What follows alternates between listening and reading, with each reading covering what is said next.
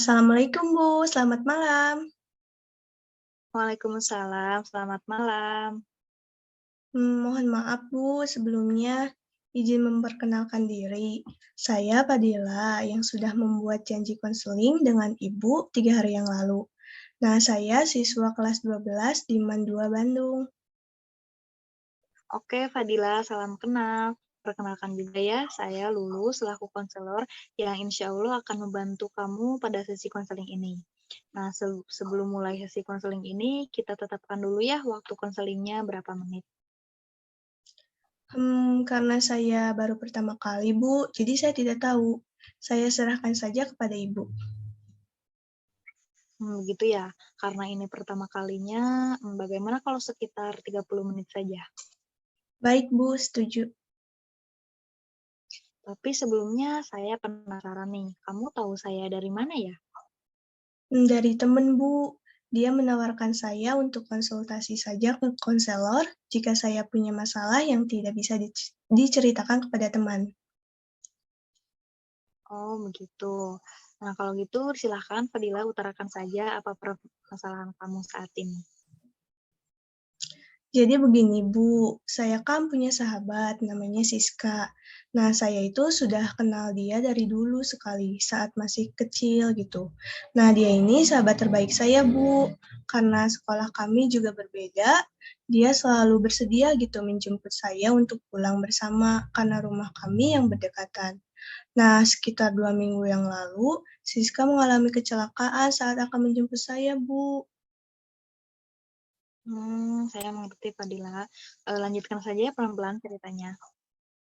Nah, Siska kan mengalami kecelakaan karena saya, Bu. Jadi, hari itu kan sedang hujan, dan karena saya harus bergegas pulang, akhirnya saya memaksa Siska untuk segera menjemput saya, Bu. Nah, kalau saja saat itu saya tidak memaksanya, mungkin Siska tidak akan mengalami kecelakaan, Bu. Jadi seperti itu kejadiannya. Lalu bagaimana kondisi Siska sekarang? Dia masih dirawat di rumah sakit, Bu.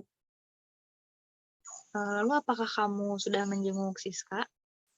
Belum, Bu. Siska tidak mau menemui saya. Mungkin dia masih marah karena kejadian yang menimpanya itu gara-gara saya.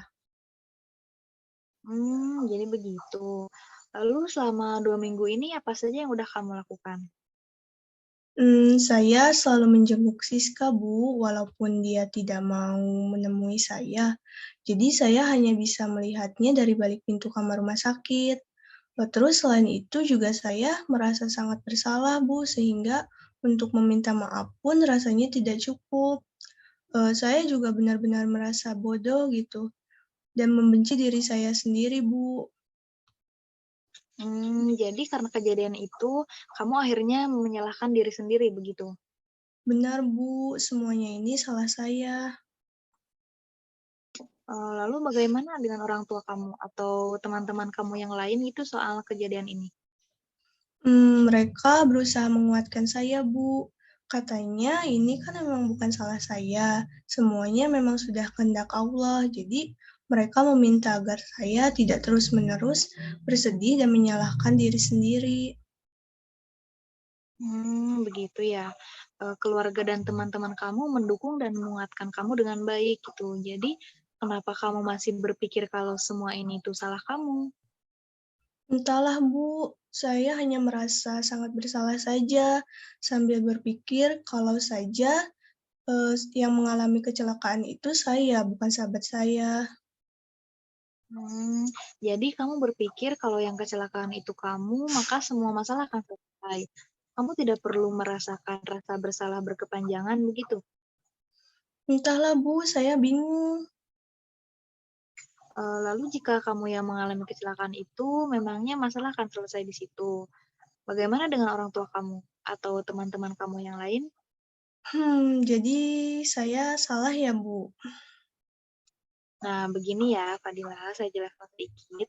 Semua yang terjadi memang sudah kehendak Allah gitu. Dengan kamu meminta Siska menjemput kamu atau tidak pada hari itu, nah jauh sebelum itu pun kejadian Siska memang sudah ditakdirkan untuk terjadi. Nah, jadi kamu tidak perlu berlarut-larut dalam perasaan bersalah. buang jauh-jauh pikiran negatif yang berpikir kalau semua ini tuh salah kamu, atau misal kamu tuh pembawa sial gitu, bikin orang kecelakaan, atau akan lebih baik gitu jika kamu yang mengalami kecelakaan itu gitu. Pokoknya, pikiran-pikiran negatif itu kamu harus buang jauh-jauh. Begitu ya, Bu. Iya, nah sekarang daripada kamu terus berlarut-larut dalam kesedihan, terus menyalahkan diri, lebih baik kita fokus pada penyelesaian masalahnya. Nah, kira-kira apa yang seharusnya kamu lakukan nih pada situasi seperti ini? Saya bingung, Bu. Oke, sekarang saya tanya dulu, kamu sekarang kelas 12, betul? Betul, Bu. Lalu apakah kamu sudah belajar dengan baik? Tidak, Bu. Gara-gara kejadian ini, saya jadi tidak fokus belajar. Nah, itu dia. Karena pikiran kamu kacau, akhirnya fokus kamu menjadi terganggu. Nah, kira-kira apa yang harus kamu lakukan untuk memperbaiki semuanya? Saya harus giat belajar ya, Bu. Betul, tapi yang lebih penting adalah membuat pikiran kamu tidak terganggu gitu, sehingga kamu bisa fokus belajar. Jadi saya harus menyelesaikan masalah dengan Siska dulu ya, Bu? Nah, itu betul sekali. Sebelum menyelesaikan masalah dengan yang lain, masalah lain kamu harus menyelesaikan sumber atau pangkal dari masalah itu sendiri, yaitu kejadian yang menimpa Siska. Nah, karena Siska masih marah, kira-kira apa nih yang bakal kamu lakuin? Saya akan mencoba meminta maaf, Bu, karena selama ini Siska tidak mau menemui saya. Nah, saya jadi tidak pernah meminta maaf dengan benar, Bu. Saya akan coba menemui Siska meskipun dia menolak dan berusaha mendapatkan maaf darinya, Bu. Oke, langkah yang bagus ya, Fadila.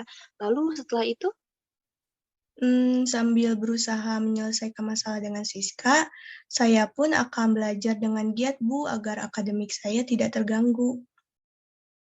oke, kira-kira seberapa yakin kamu kalau rencana yang kamu buat barusan itu akan berjalan dengan baik?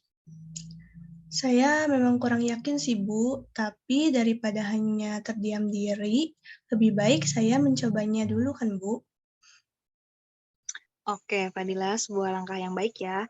Kira-kira kapan rencana itu akan kamu lakukan? Mungkin besok atau lusa, Bu, karena saya masih harus menguatkan diri dulu untuk datang menemui Siska langsung. Juga harus bersiap-siap jika dia menolak permintaan maaf dari saya. Oke, baik. Saya coba bacakan kembali. Rencana kamu saat ini adalah berusaha meminta maaf kepada Siska. Selain itu, kamu juga akan berusaha giat belajar agar nilai kamu tidak turun. Betul? Iya, betul, Bu. Oke, baik, Fadila. Karena kamu sudah mempunyai rencana yang baik dan juga waktu konseling kita ini hampir habis ya. Saya rasa untuk pertemuan pertama ini dicukupkan saja. Nah, adapun untuk pertemuan selanjutnya kita agendakan kembali gitu jika kamu sudah melakukan rencana yang kamu sebutkan tadi. Baik, Bu. Nah, untuk pertemuan selanjutnya kira-kira kapan ya? Mungkin 3 hari lagi, Bu.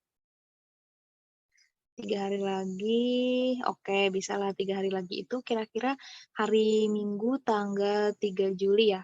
Nah, untuk jamnya Mungkin siang saja, Bu. siang, oke. Berarti pertemuan selanjutnya itu pada hari Minggu tanggal 3 Juli jam 1 siang ya. Iya, baik, Bu. Baik, Fadila, terima kasih ya karena sudah mau berbagi cerita dengan saya. Semoga rencana kamu berjalan dengan lancar gitu. Sampai jumpa di pertemuan selanjutnya. Baik, Bu. Terima kasih juga ya atas waktu dan perhatiannya. Baik, Fadila, saya pamit ya. Assalamualaikum warahmatullahi wabarakatuh. Waalaikumsalam warahmatullahi wabarakatuh, Ibu.